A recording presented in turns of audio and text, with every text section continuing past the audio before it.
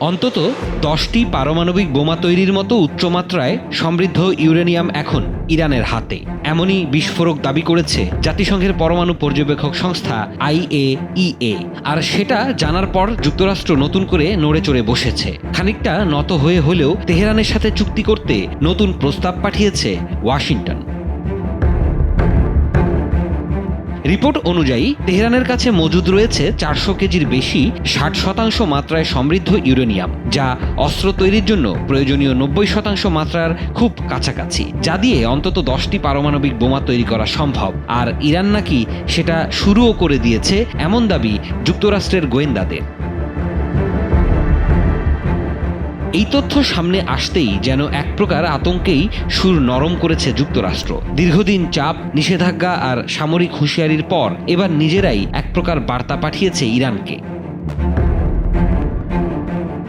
ওমানের মাধ্যমে তেহরানের কাছে একটি নতুন পারমাণবিক চুক্তির প্রস্তাব পাঠিয়েছে যুক্তরাষ্ট্র, যাতে বলা হয়েছে এই চুক্তি গ্রহণ করাই এখন ইরানের স্বার্থে সর্বোত্তম সিদ্ধান্ত। এই ঈদে জামা জুতো অ্যাক্সেসরিজের ডিসকাউন্ট। ইরানের কাছে মজুদ আছে 400 কেজিরও বেশি 60% মাত্রায় সমৃদ্ধ ইউরেনিয়াম। পরমাণু পর্যবেক্ষক সংস্থা IAEA এর রিপোর্ট বলছে, এই ইউরেনিয়াম যদি আরও কিছু মাত্রা সমৃদ্ধ করা হয় তবে 10টির বেশি পারমাণবিক বোমা তৈরি করা সম্ভব। যুক্তরাষ্ট্রের প্রেসিডেন্ট ট্রাম্পের বিশেষ দূত স্টিভ উইটকফ চুক্তির খসড়া বার্তা পৌঁছে দিয়েছেন ইরানে। ওমানের পররাষ্ট্রমন্ত্রী বাদর আল বুসাইদি সম্প্রতি তেহরান সফরে গিয়ে চুক্তির মূল উপাদান তুলে দেন ইরানের পররাষ্ট্রমন্ত্রী আব্বাস আরাগচির হাতে। তবে চুক্তির নির্দিষ্ট শর্তাবলী এখনও জানানো হয়নি। হোয়াইট হাউসের প্রেস সেক্রেটারি ক্যারোলিন লেভিট বলেন, ইরানের জন্য সবচেয়ে নিরাপদ পথ এই চুক্তিটি গ্রহণ করা। প্রেসিডেন্ট ট্রাম্প স্পষ্ট জানিয়েছেন, ইরান কখনোই পারমাণবিক অস্ত্র তৈরি করতে পারবে না। কিন্তু বাস্তবতা বলছে ভিন্ন কিছু। IAEA এর সর্বশেষ রিপোর্ট অনুযায়ী ইরান বর্তমানে 60% মাত্রায় সমৃদ্ধ করে ফেলেছে 400 কেজির বেশি ইউরেনিয়াম, যা অস্ত্র তৈরির জন্য প্রয়োজনীয় মাত্রা 90%-এর খুবই কাছাকাছি। বিশেষজ্ঞদের ভাষ্য অনুযায়ী এই পরিমাণ ইউরেনিয়াম যথেষ্ট অন্তত 10টির বেশি পারমাণবিক বোমা তৈরির জন্য। গোয়েন্দা সূত্রগুলোর আশঙ্কা, ইরান চাইলে 2 সপ্তাহের কম সময়েই এই ইউরেনিয়ামকে অস্ত্রযোগ্য মাত্রায় পরিণত করতে পারে।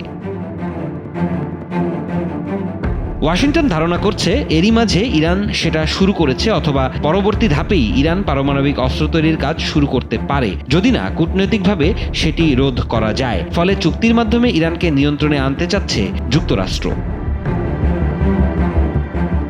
তেহরান থেকে পররাষ্ট্রমন্ত্রী আরাগচি জানিয়েছেন, এই প্রস্তাবের জবাব তারা দেবে দেশের জাতীয় স্বার্থ ও জনগণের অধিকার বিবেচনায় নিয়েই। অন্যদিকে IAEA বলছে, ইরান গত 3 মাস ধরে এমন গতিতে ইউরেনিয়াম সমৃদ্ধ করছে যা প্রতি মাসেই একটি পারমাণবিক বোমার উপযুক্ত পরিমাণ। এমন অবস্থায় যুক্তরাষ্ট্র, যুক্তরাজ্য, ফ্রান্স ও জার্মানি মিলে IAEA বোর্ডে ইরানকে চুক্তি ভঙ্গকারী হিসেবে ঘোষণা দেওয়ার প্রস্তুতি নিচ্ছে। তবে ইরান বলছে এসব অভিযোগ ভিত্তিহীন এবং রাজনৈতিক উদ্দেশ্য প্রণোদিত। তারা হুঁশিয়ারি দিয়েছে, IAEA যদি কোনো পদক্ষেপ নেয় তবে তার উপযুক্ত জবাব দেবে তেহরান। চলতি বছরের এপ্রিল থেকে ওমানের মধ্যস্থতায় যুক্তরাষ্ট্র ও ইরানের মধ্যে পর্দার আড়ালে আলোচনা চলছিল। যুক্তরাষ্ট্রের এই বার্তা সেই আলোচনারই ধারাবাহিকতা বলে মনে করা হচ্ছে। কিন্তু ইউরেনিয়াম সমৃদ্ধকরণ ইস্যুতেই তৈরি হচ্ছে সবচেয়ে বড় সংকট, কারণ এটাই ইরানের অস্ত্র তৈরির সম্ভাব্য পথ। আর ভয় থেকেই যুক্তরাষ্ট্রের ধারণা, তেহরান হয়তো অলক্ষ্যে পারমাণবিক বোমার দিকেই এগিয়ে যাচ্ছে। বিশ্লেষকরা বলছেন, চুক্তির আলোচনায় অগ্রগতি না হলে শুধু মধ্যপ্রাচ্য নয়, গোটা বিশ্বের জন্যই বাড়বে নিরাপত্তা ঝুঁকি। এখন প্রশ্ন একটাই, ইরান কি চুক্তির পথে ফিরবে, নাকি 10 বোমার বাস্তবতা নিয়ে এক নতুন সংঘাতের দিকে এগিয়ে যাবে?